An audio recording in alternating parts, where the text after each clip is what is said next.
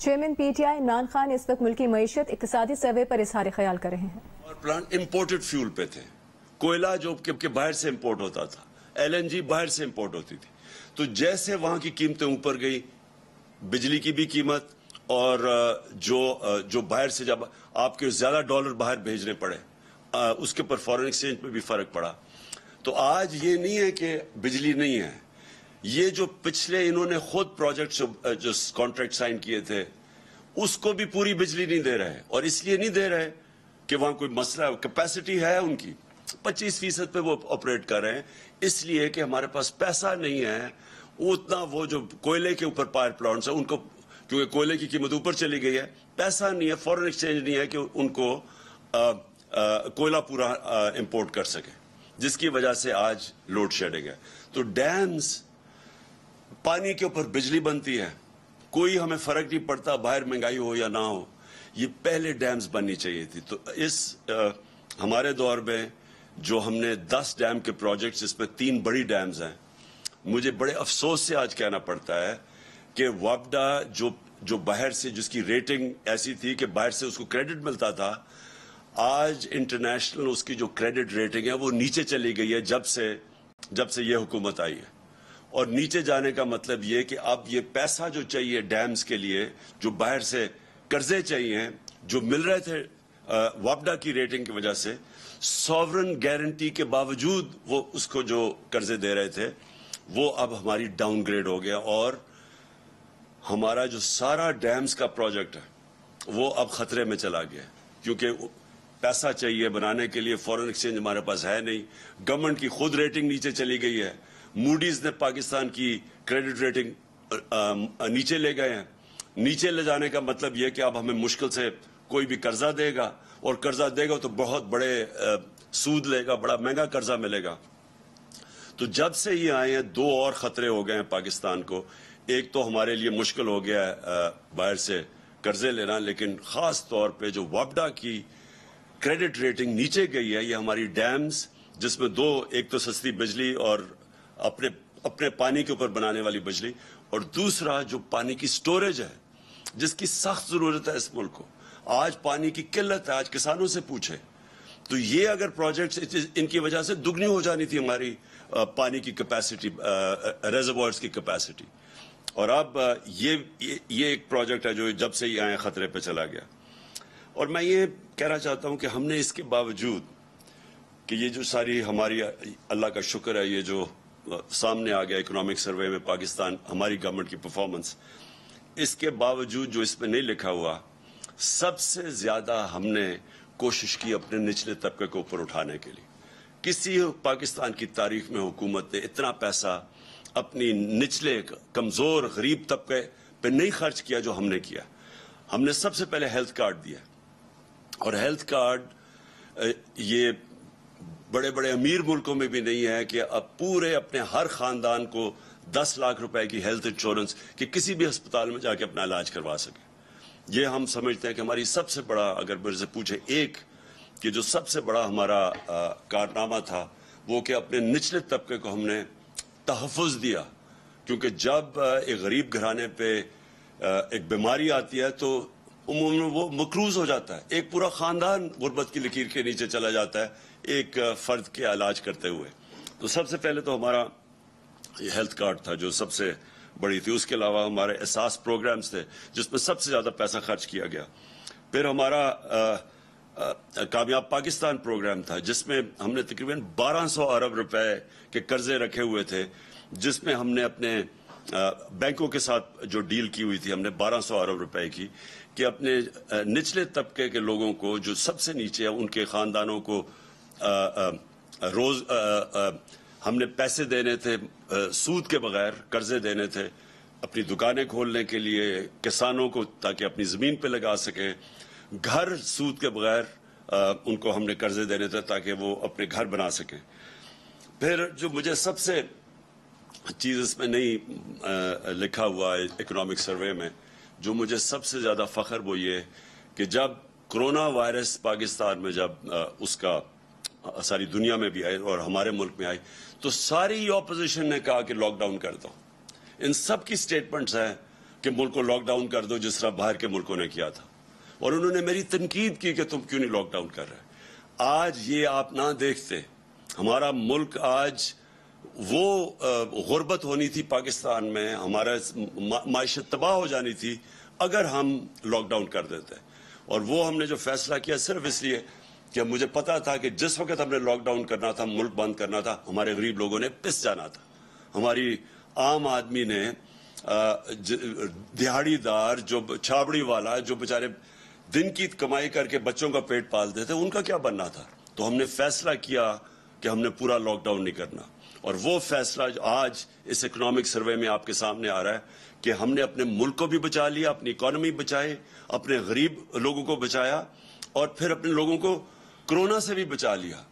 مقابلہ کریں ہندوستان میں، جدھر اب لیٹسٹ جو BBC کی میں رپورٹ پڑھ رہا تھا کہ 50 لاکھ لوگوں کی جانیں گئی ہیں کرونا سے، اس کا مقابلہ کریں پاکستان سے.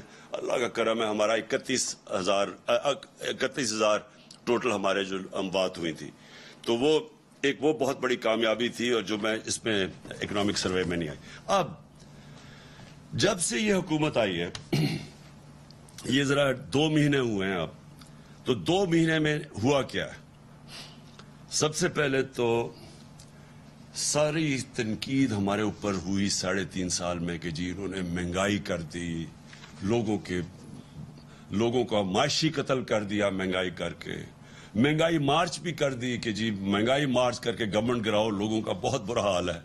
جو ٹی وی دیکھو، جو ان کے خاص ان کے صحافی تھے، اور میں دیکھ رہا ہوں کہ آج بڑی خاموشیاں ان کے اندر، جو ان کے پیٹ صحافی تھے، وہ جا کے پبلک میں لے کے جا رہے ہیں مائک، جی بتائیں آپ کا کیا حال ہے، اور وہ کہیں جی بڑا مہنگائی ہے، کدھر رہنے آپ پاکستان، اور ہمیں بڑا برا بھلا کہا گیا. تو جب یہ آئے تھے تو بڑی انہوں نے سازش اتنی بڑی کی، ملک میں کسی طرح اس گورنمنٹ کو گرایا جائے، تباہ کر رہی ہے. تو سب سے پہلے تو ان کو مہنگائی کم کرنی چاہیے تھی، لیکن انہوں نے کیا مہنگائی کم کی؟ ہمارے 3.5 سال میں جو پٹرول کی قیمت بڑھی 3.5 سال میں، وہ 55 روپے لیٹر تھا، اور ڈیزل کی قیمت جو بڑھی وہ تقریباً 50 یا 51 روپے لیٹر تھا. انہوں نے آتے ساتھ ہی پچھلے 10 دنوں میں 60 روپے لیٹر پٹرول کی قیمت بڑھائی اور 60 روپے لیٹر ڈیزل کی قیمت بڑھائی. پھر ہمارے دور میں گیس دیکھیں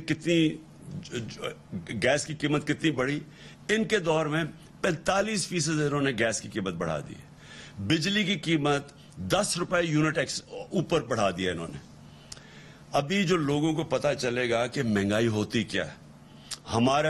ہمارے دور میں میں یہ سمجھتا ہوں کہ دنیا میں تب پاکستان سب سے سستا ملک تھا، کیونکہ مہنگائی تو اب تو یہ بھی کہہ رہے ہیں نا کہ جی عالمی مہنگائی ہے. تو ہمارے دور میں بھی عالمی مہنگائی تھی، لیکن ہم نے IMF کا پریشر برداشت کیا. جب انہوں نے ہمیں کہا کہ پٹرول اور ڈیزل کی قیمت بڑھاؤ، تو ہم نے وہ بجائے بڑھانے کے 10 روپے کم کر دی. ہم نے بجلی کی قیمت 4 روپے یونٹ کم کر دی. کیسے کی؟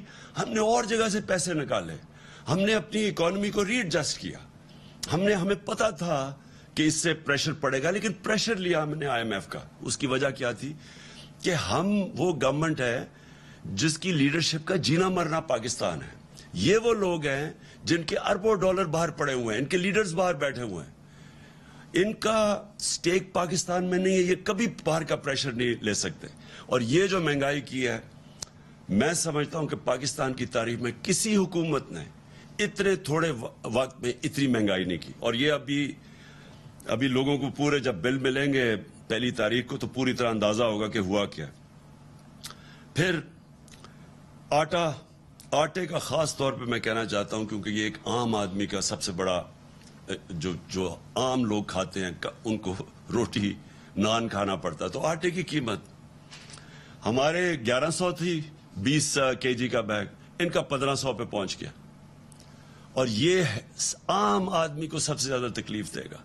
ابھی تھوڑی دیر میں مجھے تو خوف ہے کہ کیسے عام ایک گھرانہ اپنا پورا بجٹ پورا کرے گا. پھر جو ہمارے اوپر جو کہہ رہے تھے بہت بڑی مہنگائی ہے، ہم سمجھتے ہیں کہ ان کی مہنگائی ہمارے سے دگنی نہیں، اس سے بھی 3 گنا بھی زیادہ بڑھ جائے گی جو ہم دیکھ رہے ہیں. سود انہوں نے ابھی 15% پاکستان کا انٹرسٹ ریٹ کیا ہے. یہ جس طرح کی مہنگائی جا رہی ہے یہ جائے گا 20% کے اوپر کم از کم, اور شاید اس سے بھی اوپر چلا جائے, جس سے انڈسٹری کو, بزنس کو بہت بری طرح متاثر ہوگا, جس سے روزگار متاثر ہوگا. سیمنٹ میں صرف ایک کہنا چاہتا ہوں کیونکہ یہ بھی عام لوگ گھر بنانا چاہتے ہیں, 600 روپے بوری سے 1000 روپے بوری پہ پہنچ گیا سیمنٹ. اس کا مطلب ساری کنسٹرکشن انڈسٹری کو افیکٹ ہو گیا, اور اس سب کے ساری جو روزگار دیتی ہے کنسٹرکشن انڈسٹری وہ نیچے آ گئی ہے. پھر ہمارا جو ایکسچینج ریٹ ہے روپیہ, وہ 202 روپے پہ, ڈالر جو ہے وہ 202 روپے پہ پہنچ گیا. اس کے بھی ابھی آگے اثرات آنے والے ہیں, کیونکہ اس کا مطلب جو بھی چیزیں باہر سے امپورٹ کریں گے وہ مہنگی ہوں گی.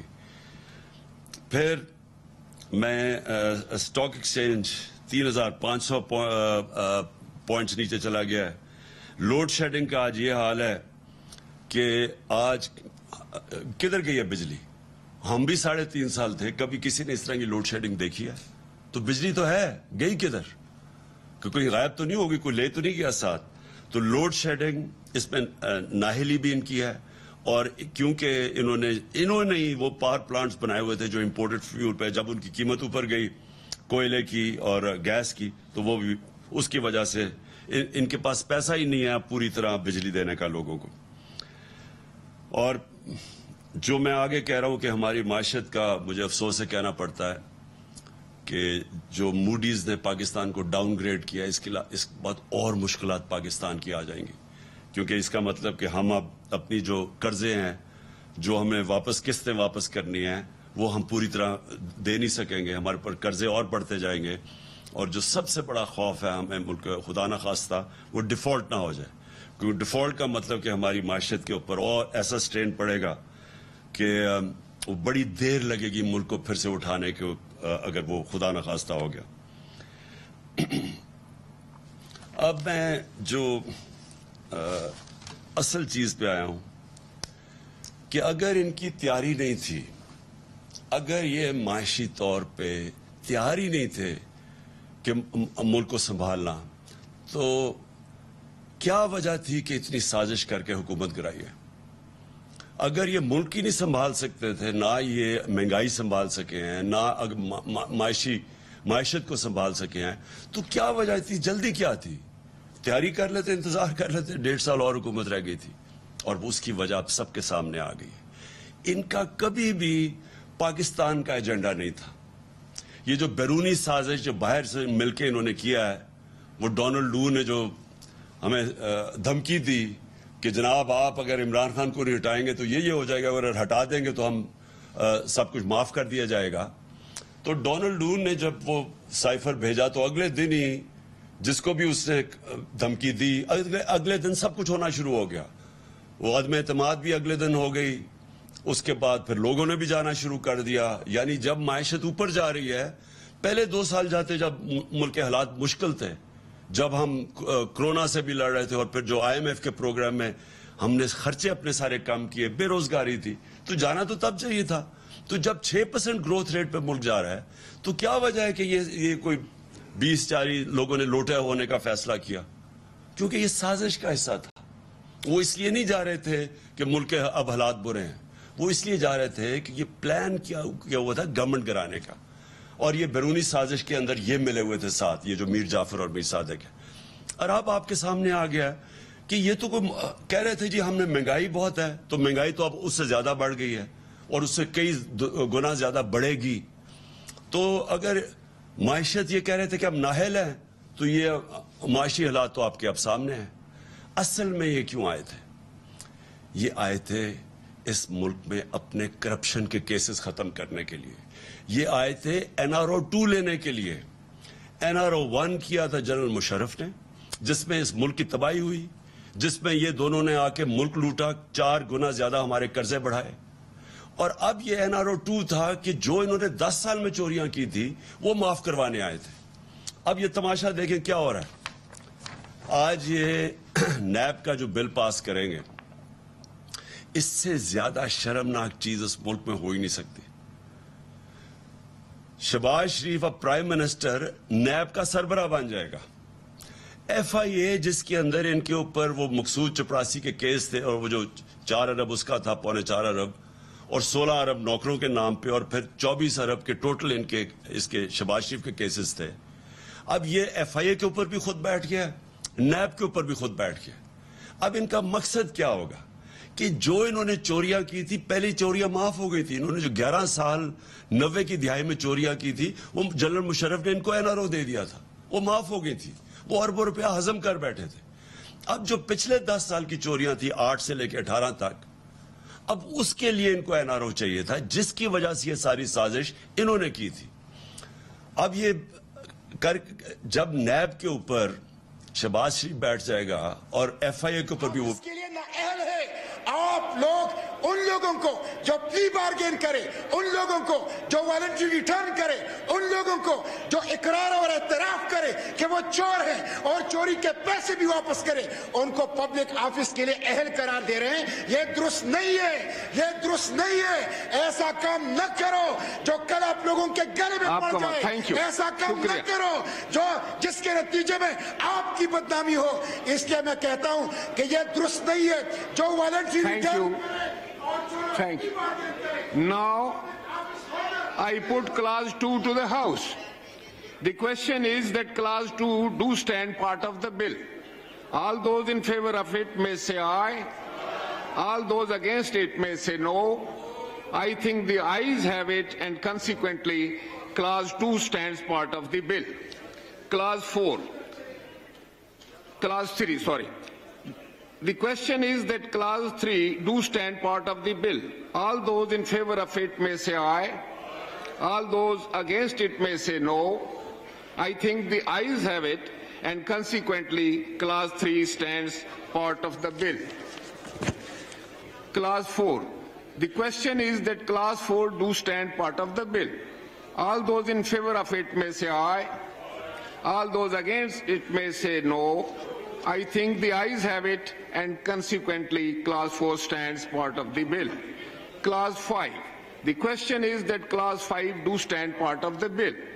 All those in favor of it may say aye. All those against it may say no. I think the ayes have it, and consequently clause 5 stands part of the bill. Clause 6. The question is that clause 6 do stand part of the bill. All those in favor of it may say aye. All those against it. میں آج اپنی قوم کے سامنے یہ کہنا چاہتا ہوں کہ دیکھیں یہ ہمارے لیے ایک فیصلہ کن وقت ہے.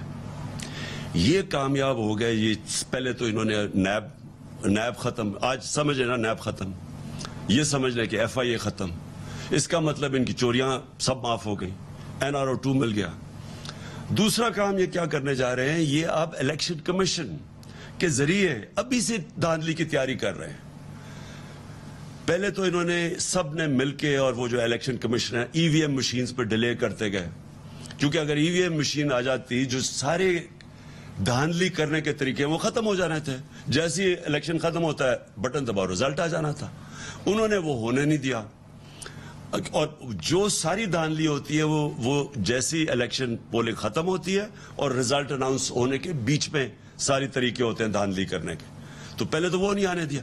پھر اوورسیز پاکستانی ان کے لیے انہوں نے قانون، ان کو ووٹنگ ان کا حق لے لیا ہے. پہلی چیز کہ وہ لوگ جو سب سے بڑا اثاثہ ہے اس ملک کا، بیرون ملک پاکستانی، جو یہاں ابھی آپ کو میں نے پارلیمنٹ کا مشترکہ اجلاس جاری ہے اور عمران خان بھی بات کر رہے ہیں اقتصادی سروے پہ.